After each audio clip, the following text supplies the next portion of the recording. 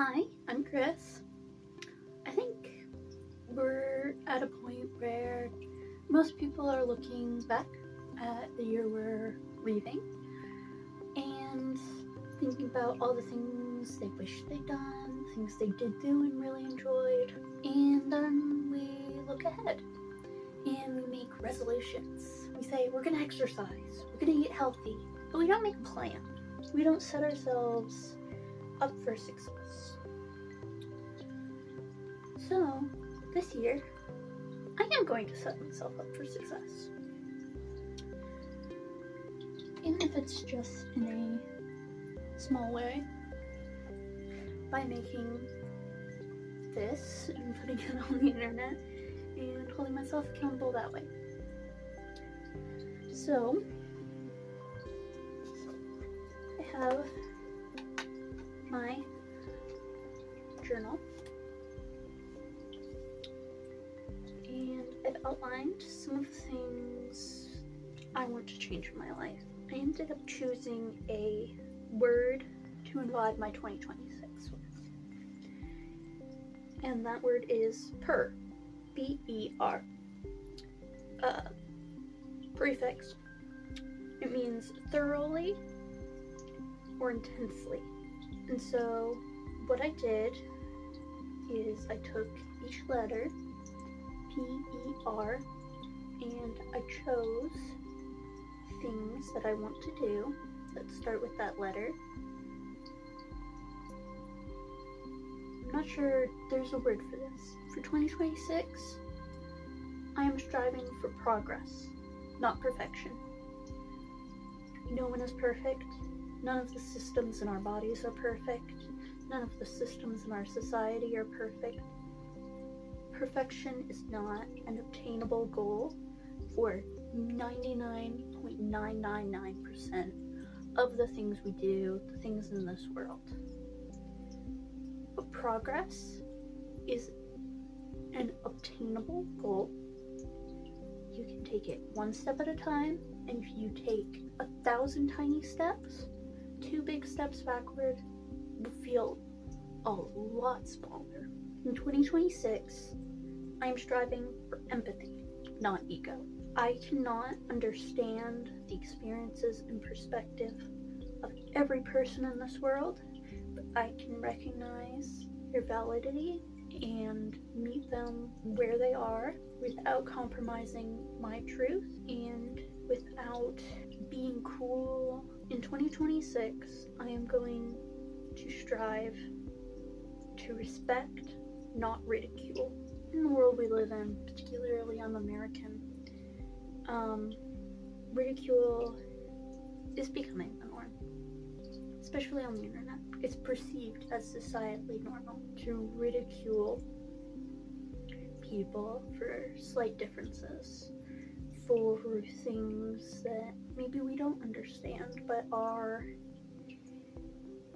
not harmful to us, to them, to other people,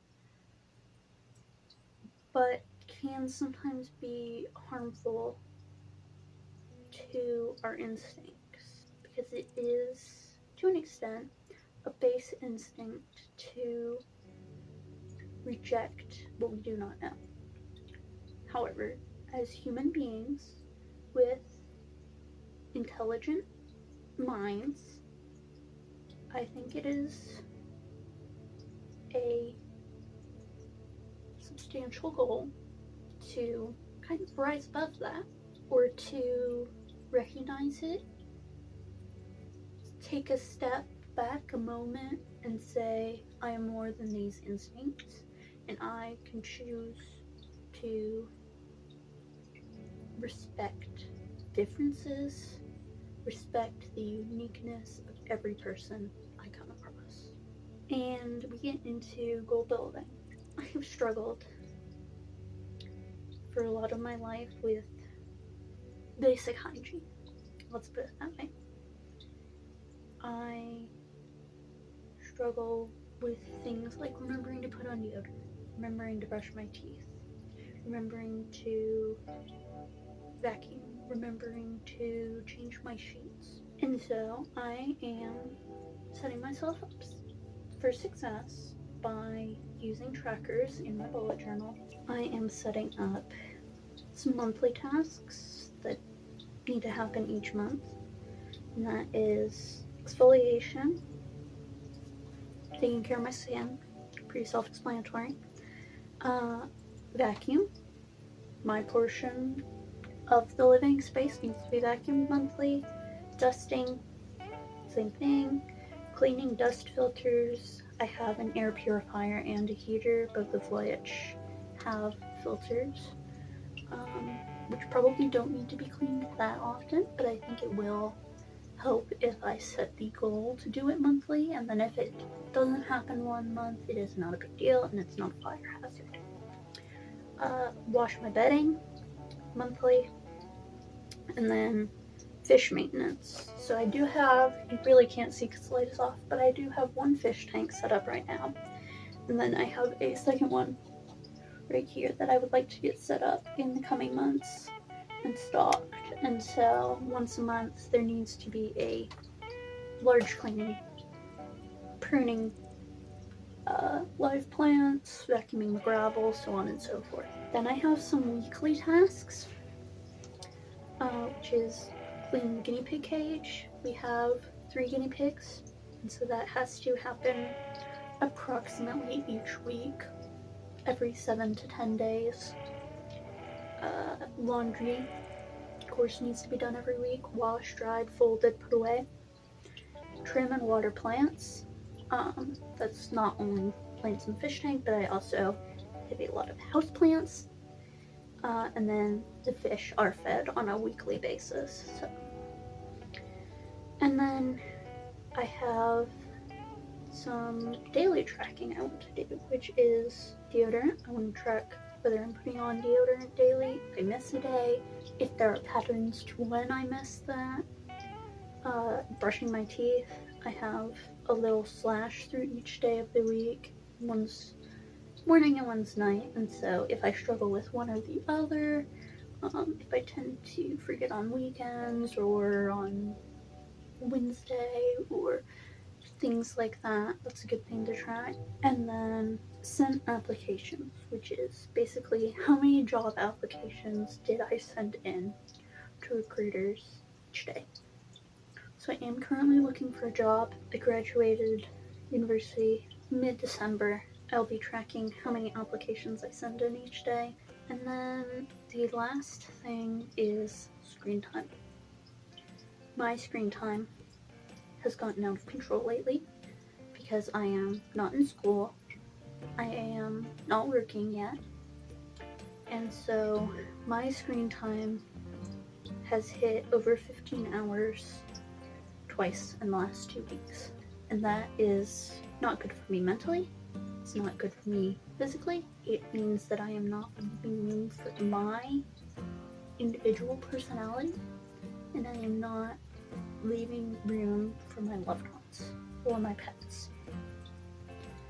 So I will be tracking my screen time for each day, and then at the end of the month I will take a look at the 5 apps that I spend the most time on and do a deep dive into why that is. In terms of things I can't track, or I haven't found a way to track yet, I suppose, I want to prioritize creativity in 2026. I am an artist, I am a writer, I crochet, so I have a lot of projects that have been on the back burner for, in some cases, years, and I think it's time to replace my screen time with creativity. So as I attempt to reel back on the screen time, I want to replace that with creating. So right now I am crocheting a tree skirt for our Christmas tree.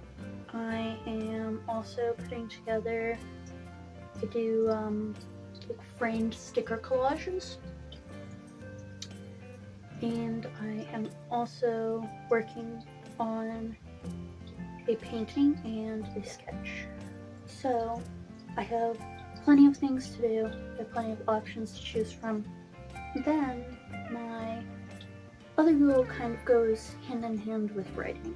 I want to significantly reduce my AI usage. I definitely got caught up in the AI craze, and I specifically got caught up in character AI, and chatting with characters and role playing with them, and having to only do half of the writing was really attractive to me. But I will say it has not been mentally good for me. There have been times where my AI usage has taken me almost to a mentally bad space where I could not tell what was real and what was AI. AI is also damaging for the planet. It's damaged countless lives, both of its users, who have unfortunately taken their own lives and lives of other people, but it also is having detrimental impact to the utility system, especially in the southern United States, where our utility grid is already under strain, and these AI data centers take a lot of electricity to run, and it's also causing a lot of pollution, and that is affecting people's health. That's affecting the health of our planet. Those are a few of my reasons that I am going to move away from AI to, I talked a little bit about the environment. Something I'm very passionate about. There's this idea in environmental journalism called care in crisis, that we need to take care of the planet and we need to respond to environmental crises. We're living in an environmental crisis in a lot of ways, and there are a lot of ways that I would like to help mitigate some things through personal consumer decisions, but also through championing, through advocating for systemic change.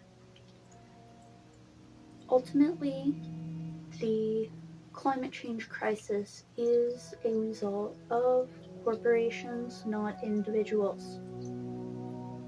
However, some individual things that I'm going to be doing is Project Pan, which, if you're not familiar, was very popular in 2025, is using the products you had until you hit pan, or bottom of the pan. Basically using items that you already own until they are used up. I like to think that I'm very good at this, but I did go through and catalog all the things I had, and there were definitely, multiples, especially of lotions, that I have probably enough for all of this year and the next. Which is, that's the way it is, but I clearly don't need to buy anymore. I am going to reduce what I buy in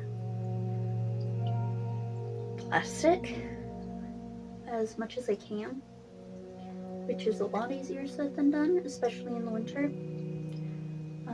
I'm also going to try and reduce my use of plastic bags. My next crochet project after my Christmas tree skirt is going to be some reusable produce bags to use at the store. I am going to continue developing my pollinator garden.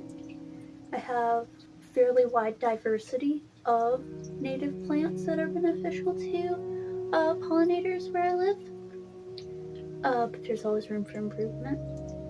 And then I'm going to continue composting and try to increase the amount of things that I compost, as well as continuing to remove invasive species from the property I live on, encouraging the neighbors to do the same or help them do the same. I think that's a pretty positive place to leave it off. It's not really so much. I feel like 2024 was the year of whimsy. 2025 was the year of horrors. 2026, we're gonna make the best of it. If you watch this to the end, I appreciate it. I know this setup is a little busted. I know I don't make good eye contact. I'll like dangle some keys or something underneath next time. Thanks for listening to me ramble. Let me know what your plans are for 2026. What are you looking forward to? What was your favorite thing about 2025? I'm Chris. I'll see you guys next time.